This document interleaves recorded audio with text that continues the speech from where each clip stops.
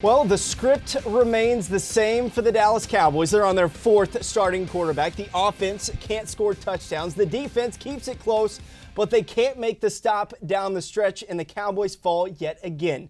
16-6 is the final to the Buffalo Bills, and with that, we welcome you in to Cowboys OT. Chase Williams alongside the former head coach and Dave Shins, and you have to grow from the experience. Coach, you've been in this type of situation before.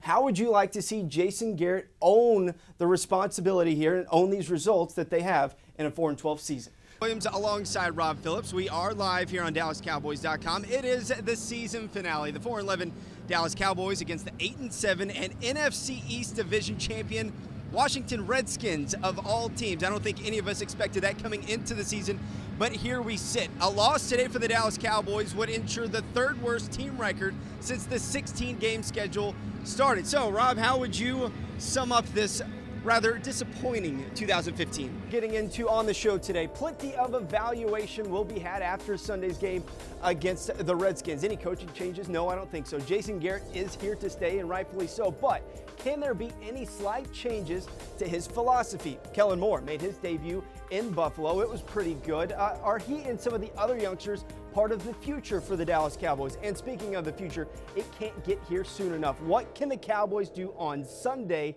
to start the year off on the right foot? We're starting off on the right foot here on Cowboys Insider. There's one game left, though, today against the Redskins at AT&T Stadium, but a lot of the talk already shifting towards the draft. Will they or won't they take a quarterback? Jerry Jones says yes, absolutely, but if it's the right fit. With last week's loss at Lambeau, the writing is all but on the wall for the Cowboys in what's been an extremely disappointing season. They almost need a Christmas miracle to remain in playoff contention as they stare down their worst record, possibly their worst record, since 2002 when they finished 5-11. Fans were calling for him, and they got him in the second quarter. Kellen Moore makes his NFL debut, and he hooks up with Dez Bryant for a 10-yard touchdown that put the Cowboys up by a score of 10-9 at that point. They would take that lead into the locker room at halftime, but ultimately they fall 19-16 to the New York Jets. We will go inside the locker room, hear from that man, Jerry Jones, in just a second.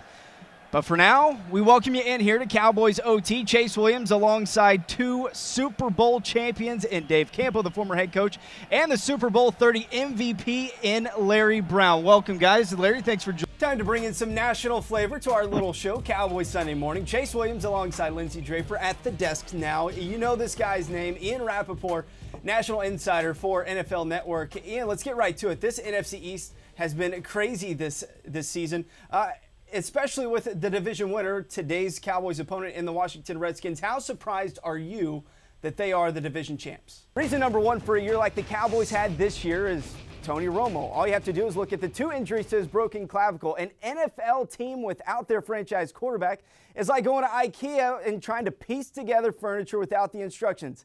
It's not going to go well. Reality says he's not going to be there for a full 16 games, so the Cowboys in some form or fashion have to address that backup quarterback position because they were 1-11 without Tony Romo, with the window being very short in the NFL, especially for this team. You look at your stars in Jason Witten, Tony Romo, even Dez Bryant. We don't know how he's going to come back from his injury. The window is short, so they can't have another misstep in misevaluating the backup quarterback position like they did this year. It is all chalk for the right to go to Santa Clara and Super Bowl 50, and it starts with Peyton Manning and Tom Brady, part 17. These are the career postseason ranks for these two quarterbacks. Nate, Tom Brady, he's struggled a little bit on the road in Denver in his career. Peyton Manning, though, 1 touchdown versus 8 interceptions this season at home. Who has the edge for the right to Santa Clara? Everyone thinks about last year, 12-4. Oh, they're so great. Yes, they were great. But if you look at all those ball games, go to the Texans game, the plays there in overtime against those teams, the Seahawks, the pass there from Tony Romo to Terrence Williams, those games were so close last season. If they don't get it with the number 4 pick, however they do it, is this the most important offseason decision for the Dallas Cowboys. Brings his hard hat and his lunch pill to work every single day. Never fails. Motor never stops. All right, let's talk about Matt Castle. He becomes the first quarterback not named Tony Romo to win a game for the Dallas Cowboys since the 2010-2011 season. Of course, that's John Kitna, Stephen McGee era. He wasn't good. He wasn't good last night. However, he didn't make that critical mistake. Obviously, 0 turnovers. That is the Castle that this team needs. 3 interceptions with a passer rating of 52.2. Just on the surface, that doesn't look good, but I think everyone, as they leave here at AT&T Stadium, they now see just a glimmer of hope, because that's something that hasn't been seen with the Matt Castle-led offense up to this. You look at last year, career highs in touchdowns and catches in 2014 to this year, career lows in all those categories. Are you worried now that with this type of surgery for the second time, that his best days are behind him? At one point, Green Bay had more first downs than the Cowboys had plays. That's just simply not going to happen outside of the explosive plays, which we all miss. And I think that went away when Tony Romo went down for the second time this year. What can this offense do as you see it? Why is that, in your opinion, such a hard thing to maybe comprehend or to physically do or execute in this offense is get Des Bryant the football? Well, the Cowboys failed to get the spark they wanted with Kellen Moore on Sunday against the Bills. Heck, they failed to score a touchdown, the 4th time this season that's happened, but Kellen Moore will get one more crack at it in the season finale.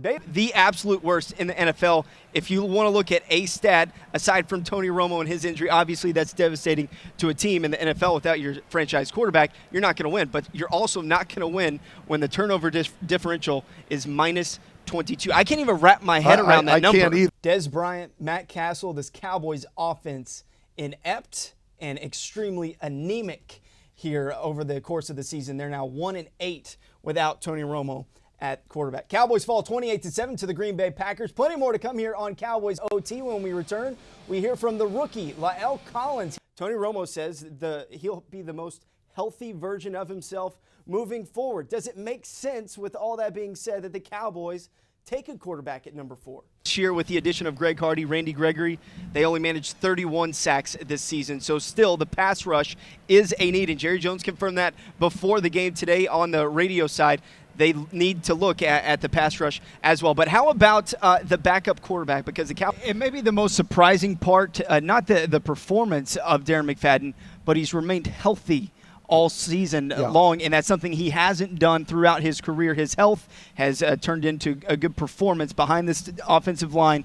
Nice little season for Darren McFadden. All right, Jones seems to emphasize using their top pick a lot right there on a quarterback. This is going to be fun as the Cowboys near the draft with the top-tier pick, maybe as high as number 3. Jason Garrett preaches stack good day on top of good day. Instead, his team is stacking loss after loss. Another one goes by the wayside to the Giants. Hello and welcome into Cowboys Press Conference Live. Chase Williams alongside Mickey Spagnola. It was another winnable game, Mickey, and the Cowboys just can't seem to find the winning formula right now. Tony Romo's health. Is there such a thing as a bionic robot clavicle? These things need to be researched because, as we've learned, Tony Romo's health means absolutely everything to the Dallas Cowboys.